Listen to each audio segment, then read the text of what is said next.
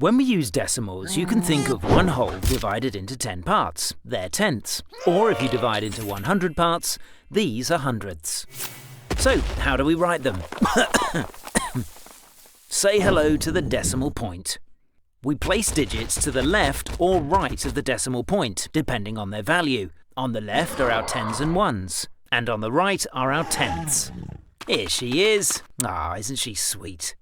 When the tenths get up to 9, we need the ones. Now, what about the hundredths? Ah, isn't he cute? So, now we've got the tens and ones on one side of the decimal point and the little tenths and hundredths on the other. Ah, one big happy family.